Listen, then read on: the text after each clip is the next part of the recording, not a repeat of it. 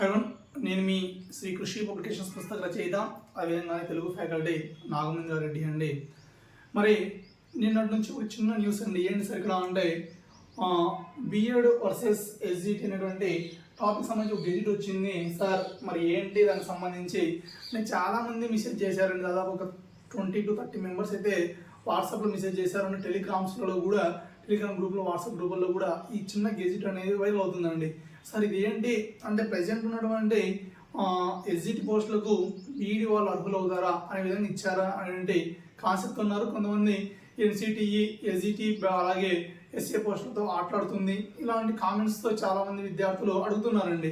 మరి దానికి సంబంధించి ఒక చిన్న క్లారిటీ అనేది ఇవ్వడం అనేది జరుగుతుందండి. మరి కొద్దిగా వాయిస్ అనేది హెల్త్ బాగాలేదండి, కొద్ది వరకు అడ్జస్ట్ చేసుకోండి సార్ అండ్ మేడం. అలాగే ఇక్కడ మనం పరిశీలించుకుంటే మరి ఎవరికైనా సరే మన థర్డ్ నుంచి ఇంటర్ సెకండ్ ఇయర్ వరకు అకాడమిక్ టెక్స్ట్ బుక్స్ కావాలనుకున్నా, తర్వాత ఏమైనా మీకు సంబంధించి డిఎస్సి కానీ తర్వాత టెట్కి సంబంధించి ఏమైనా అకాడమిక్ బుక్స్ కోసం మన నెంబర్కి అయితే కాల్ చేయండి.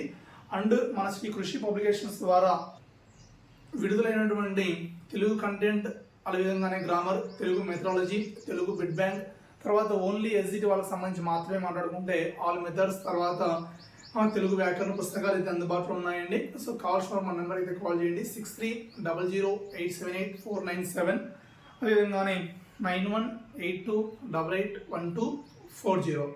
మరి ఇక్కడ మనం పరిశీలించుకుంటే బిఎడ్ వర్సెస్ ఎస్జిటి, మరి ఎస్జిటి అభ్యర్థులకు ఒక ఒత్తిడి అంటే ఎస్జిటి అభ్యర్థి పైన ఒక పిడుగు పడింది అని అంటే ఈ విధంగా కామెంట్స్ చేస్తున్నారండి. మరి దానికి సంబంధించి మనం విషయం ఏంటి అనే విషయాన్ని ఇక్కడ మాట్లాడుకుంటే sir BEd versus SGT sir. మరి ఇక్కడ మనం పరిశీలించుకుంటే 18లో మనకు ఒక చిన్న గెజిట్ అయితే రావడం జరిగిందండి. మరి ఏంటి సార్ ఆ గెజిట్ అని పరిశీలించుకుంటే మరి ఎవరైతే బిఈడి చేశారో, బిఈడి చేసి మరి బ్రిడ్జ్ కోర్స్ 6 నెలల బ్రిడ్జ్ కోర్స్ పూర్తి చేసిన వాళ్ళందరూ కూడా ఎస్జిటి పోస్టులకు ఎలిజిబిలిటీ అనే విధంగా మనకు చిన్న గెజిట్ అయితే రావడం జరిగిందండి. మరి దాన్ని అనుసరించి పోస్ట్ భర్తీ కూడా అవ్వడం జరిగింది. మరి రీసెంట్గా పరిశీలించుకుంటే మరి సుప్రీంకోర్టు ఒక తీర్పు కూడా ఇవ్వడం జరిగింది. ఏమని సార్ ఇక్కడ అంటే ఎస్జిటి పోస్టులకు ఓన్లీ ఎస్జిటి వాళ్ళు మాత్రమే అర్హులు, మరి ఎస్ఏ పోస్టులకు స్కూల్ అసిస్టెంట్ వాళ్ళు మాత్రమే అర్హులు అనే విధంగా మనకు ఇవ్వడం అయితే జరిగింది. అయితే ఇక్కడ మనం పరిశీలించుకుంటే అంశం ఏంటి సార్ అంటే 2018లో మనకు ఎన్సిటిఈ రిలీజ్ చేసినటువంటి ఆ గెజిట్ ఆధారంగా తీసుకుంటే మరి ఎవరైతే బిఈడి కంప్లీట్ చేసి మరి ఎవరైనా జాబ్ సాధించుంటారు కదండి ఆల్రెడీ, మరి ఆ జాబ్ సాధించిన వాళ్ళు అందరికీ కూడా ఏముండాలా 6 నెలల బ్రిడ్జ్ కోర్స్ అనేది ఉండాలి. అలా ఉన్న వాళ్ళకి ఎలిజిబిలిటీ, అలా ఉన్న వాళ్ళకి అందరికీ కూడా ఎలిజిబిలిటీ అవుతుంది. కానీ కొంతమంది ఆ సంవత్సరంలో అంటే అది రిలీజ్ అయిన తర్వాత వచ్చిన డిఎస్సిలలో ఖచ్చితంగా ఏం చేశారు సార్ అంటే కొంతమంది 6 నెలల బ్రిడ్జ్ కోర్స్ పూర్తి కాకుండానే ప్రైమరీ టీచర్గా ఉద్యోగంలోకి వెళ్ళడం అనేది జరిగింది. ఇలా వెళ్ళారు కాబట్టి వాళ్ళకందరికీ కూడా ఇప్పుడు ఆ ఉద్యోగంలో కొనసాగాలంటే 6 నెలల బ్రిడ్జ్ కోర్స్ తప్పనిసరిగా ఉండాలా అనే విధంగా మనకు ఇప్పుడు ఈ గెజిట్ అయితే సూచించడం అనేది జరిగింది. మరి ఈ గెజిట్కు ఇప్పుడు నిర్వహించేటువంటి డిఎస్సీలకు ఏమైనా సంబంధం ఉందా అంటే ఎటువంటి సంబంధం లేదండి.